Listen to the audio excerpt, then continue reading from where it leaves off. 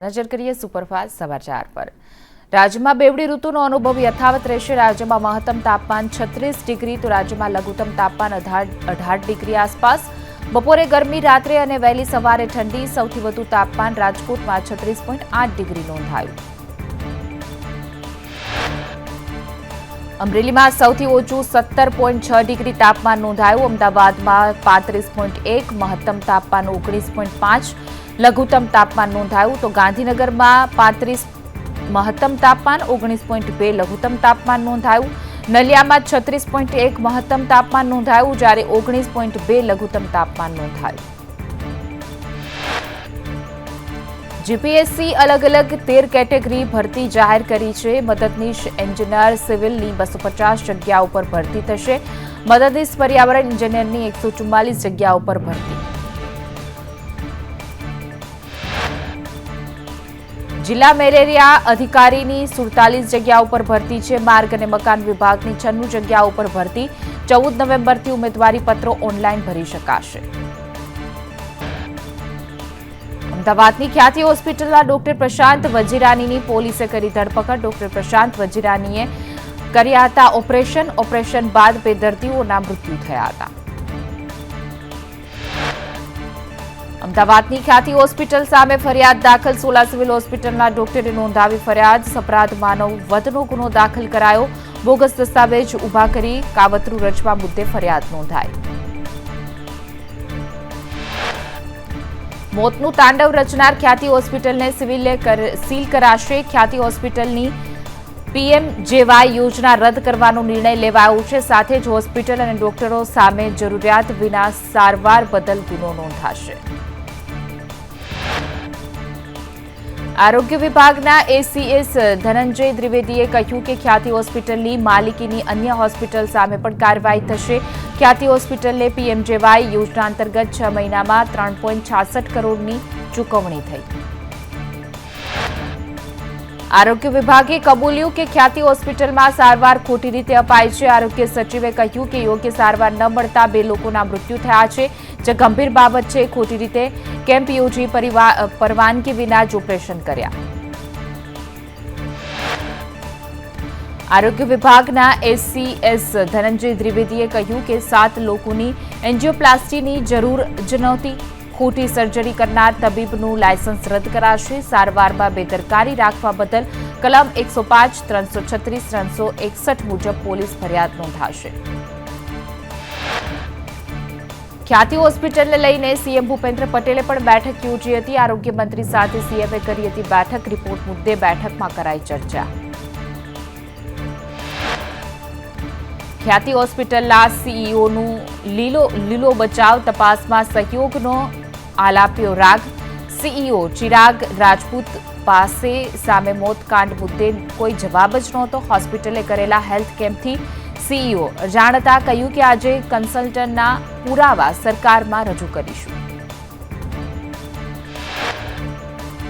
ખ્યાતિ હોસ્પિટલના સંચાલકોએ માનવવતના નેવે મૂકી હોસ્પિટલના સીઈઓનો નિર્લજ્જ હાસ્ય સાથે સ્વબચાવ આવ્યો। એક તરફ દર્દીઓ દર્દથી કણસી રહ્યા છે, બીજી તરફ સીઈઓએ હોસ્પિટલની બેદરકારીની વાત ના કરી। ખ્યાતિ હોસ્પિટલમાંથી ડિસ્ચાર્જ દર્દીઓની ફરી તપાસ કરવામાં આવી। આરોગ્ય વિભાગે 5 દર્દીઓની યુએન મહેતા હોસ્પિટલમાં સંપૂર્ણ તપાસ કરી।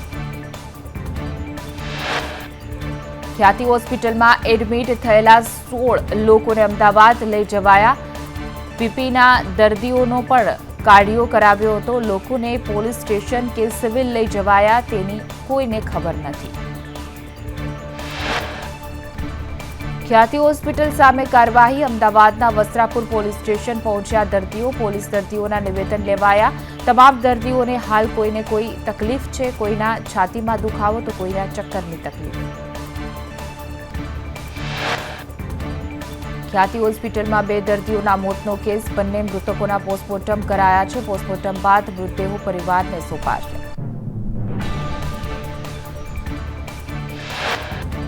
ખ્યાતિ હોસ્પિટલના સત્તાધીશો નિર્દોષને મોત આપી ભૂગર્ભમાં ઉતર્યા છે। કેમ્પના નામે રચ્યો છે મોતનો કારસો।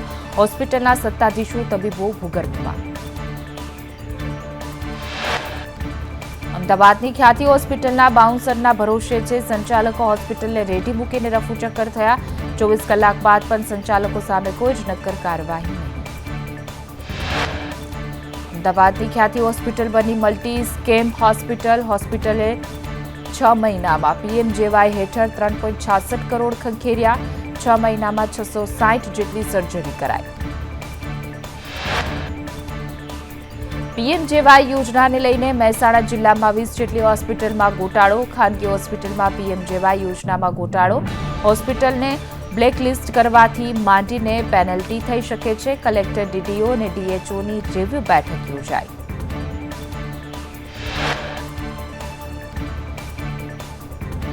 વાવ બેઠક પેટા ચૂંટણીમાં મતદાન પૂર્ણ ગઈકાલે થઈ ગયું હતું. સરેરાશ 70% કરતાં પણ વધુ મતદાન નોંધાયું છે.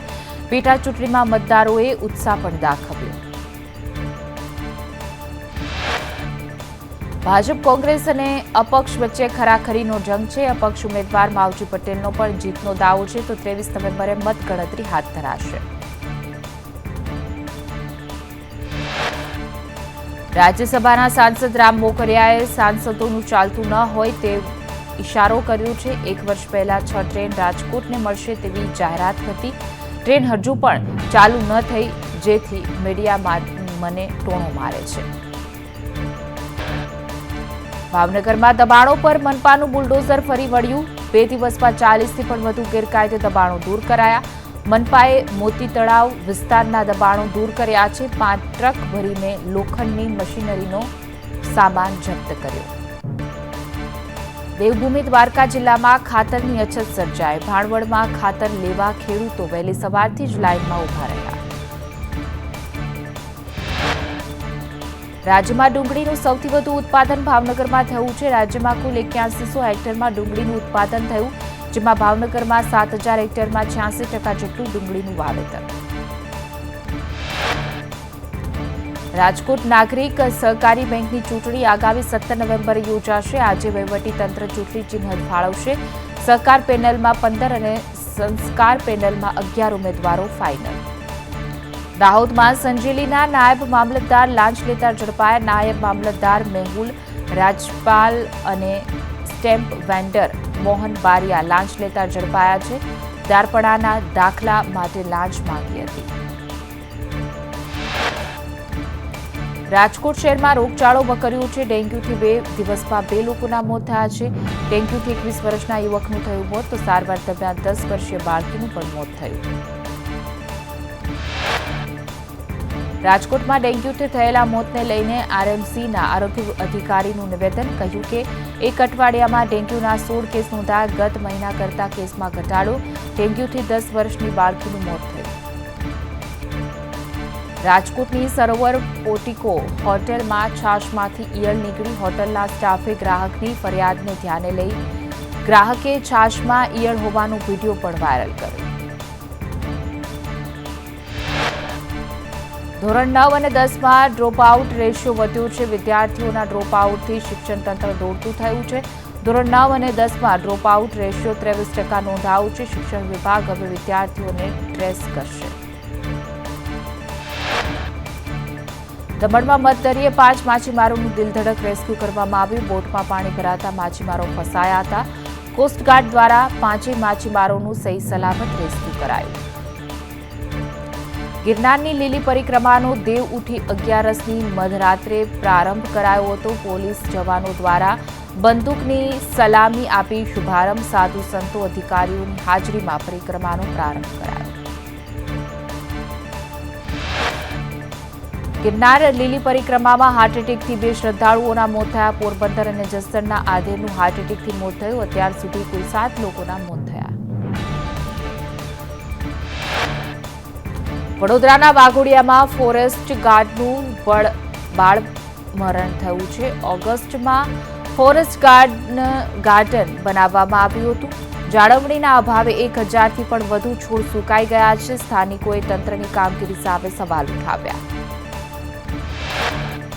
રાજુલાના કોબાયા ગામમાં સિંહના આટાફેરાને લઈને સ્થાનિકોમાં ભયનો માહોલ. સિંહો ગામની શેરીઓ છોડી લોકોના ઘરમાં, ફળિયામાં, પટાંગણમાં શ્વાનની જેમ આટાફેરા મારી રહ્યા છે. ભાવનગર સોમનાથ નેશનલ હાઈવે પર બે સિંહોની લટાર જોવા મળી. વાહનની દોડધામ વચ્ચે હાઈવે પર સિંહો રોડ ક્રોસ કરતા નજરે પડ્યા. પાલીતાણામાં શેત્રુંજી ડેમ પાસે બે સિંહની લટાર. સિંહ જોવા મળતા સ્થાનિકો ભયનો માહોલ જોવા મળ્યો. રોડ ક્રોસ કરતા સિંહોનો વિડીયો થયો વાયરલ.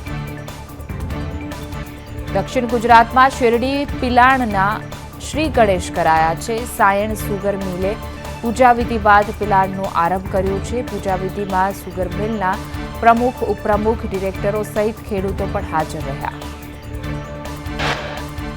વિજાપુરના બામણવામાં હોમાત્મક મહારુદ્ર યજ્ઞનો પ્રારંભ. વામનાથ મહાદેવના ત્રિદિવસીય યજ્ઞમાં શંકરાચાર્ય પણ પહોંચ્યા. હજારો ભક્તો વામનાથ મહાદેવના દર્શને ઉમટ્યા.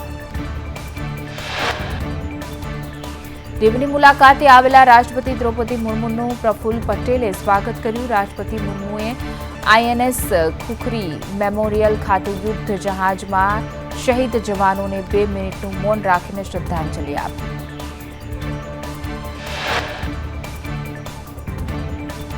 સુરતમાં ટ્રેનની અડફેટે 3 મિત્રોના મોત થયા છે. ત્રણેય મિત્રો વતનથી સુરત પરત આવ્યા હતા. રેલવે ટ્રેક પર યુવકોના મૃતદેહ મળી આવતા પોલીસે ગુનો નોંધી કાર્યવાહી હાથ ધરી. ચાણસ્મા હાઈવેના સોઢવ પાટિયા પાસે સર્જાયો અકસ્માત. કાર અને પિકઅપ વાન વચ્ચે અકસ્માત સર્જાતા 5 લોકો ઇજાગ્રસ્ત થયા છે. ઘાયલોને 108 દ્વારા સારવાર અર્થે ખસેડાયા. કેશોદમાં હિટ એન્ડ રનની ઘટના. માંગરોળ રોડ ઉપર બાઇકને ટક્કર મારી કાર ચાલક ફરાર થયો. બાઇકમાં સવાર બંને યુવકો ઇજાગ્રસ્ત થયા. ગીર સોમનાથમાં 22 વર્ષીય યુવકનું હાર્ટ એટેકથી મોત થયું. કોડીનારના વડનગરના યુવકનું ગ્રાઉન્ડમાં દોડતા સમયે હાર્ટ એટેક આવતા મોત નીપજ્યું. કુંભારિયા જૈન મંદિરના પાર્કિંગમાંથી ચોરી કરનાર ઝડપાયો. સોનું અને રોકડની ચોરી કરનાર 2 આરોપીની પોલીસે કરી ધરપકડ.